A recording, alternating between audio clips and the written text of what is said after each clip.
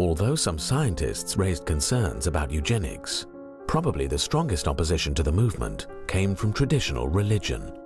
It's a story that Americans don't know as well as they should, and it's a story that American Christians don't know as well as they should. But at the basis of opposition to the so-called scientific eugenicist movement in the early 20th century were Christians, Protestants, Baptists, Catholics, who understood the value of every human being. That's not only a Christian value, that is fundamental to the American experiment itself.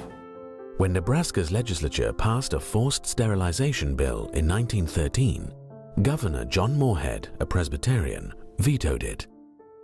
Morehead argued that the legislation not only violated the state's Bill of Rights, it also offended a higher law. This proposed legislation seems more in keeping with the pagan age than with the teachings of Christianity. Man is more than an animal. While many modernist clergy supported eugenics, theologically conservative religious figures were much more skeptical.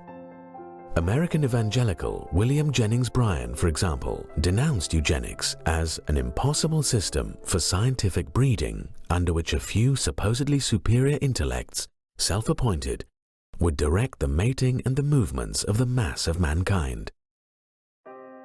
But the most consistent opposition to eugenics came from Roman Catholics. In 1930, Pope Pius XI strongly condemned forced sterilization for eugenics in one of his encyclicals.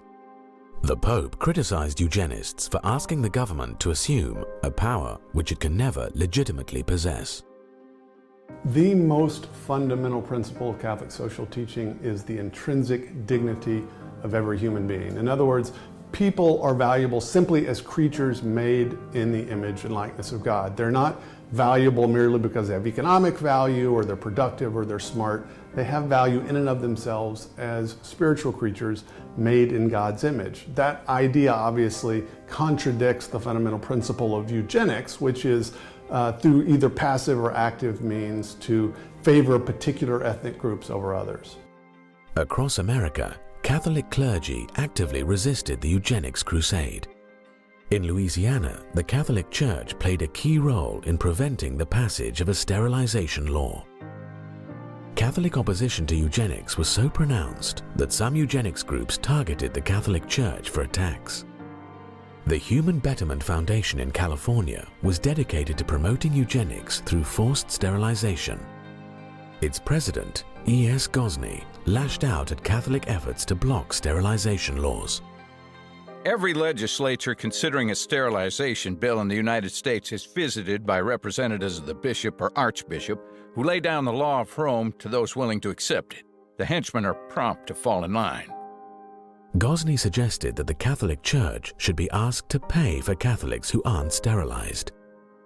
If Catholics do not want their feeble-minded communicants sterilized, it would seem more logical to ask them, as Hitler has done in Germany, to keep these feeble-minded segregated at their own expense, in order that the American Commonwealth may be subjected to no unnecessary damage from the presence of a great body of defectives, who increase the amount of human misery, contribute largely to the ranks of the delinquent and criminal, augment the tax burdens, diminish the efficiency of industry, and dilute the quality of American citizenship.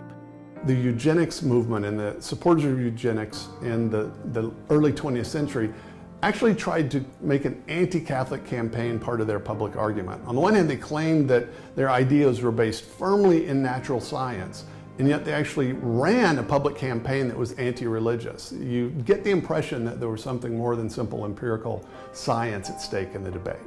Despite opposition from Catholics and others, the American eugenics movement continued to flourish in the years leading up to World War II. The eugenics movement eventually led to the forced sterilization of more than 60,000 people in America. Compulsory sterilization in the name of eugenics was ultimately upheld by the United States Supreme Court in a decision that declared, 3 generations of imbeciles are enough. Many of those sterilized would not be considered mentally handicapped today.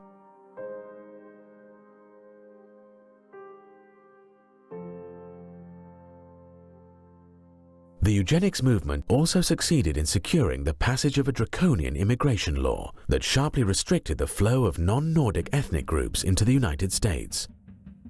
While considering the legislation, the United States Congress invited testimony by a leading eugenist on the biological aspects of immigration. Starting in the 1920s in particular, there was a huge push for immigration restrictions on people who were coming from non-Germanic, non-Northern European countries, and so people coming from Mexico to the United States, or people coming from Africa or Southern European countries that had people that the eugenists viewed as evolutionarily backwards. They had to be stopped because they were going to destroy our society. But the most horrifying implementation of eugenics policies took place not in America, but in Nazi Germany. The Nazis ultimately sterilized more than 300,000 supposed hereditary defectives in the name of eugenics. They then started gassing the disabled at special medical facilities. It was in these killing centers that the Nazis began to perfect the methods they would later use to exterminate Jews. The sordid history of eugenics and the mainstream scientific community's embrace of it remains completely unknown to many Americans. So does the scientific community's involvement with social Darwinism and scientific racism, including human zoos. It's a history some people are still trying to cover up.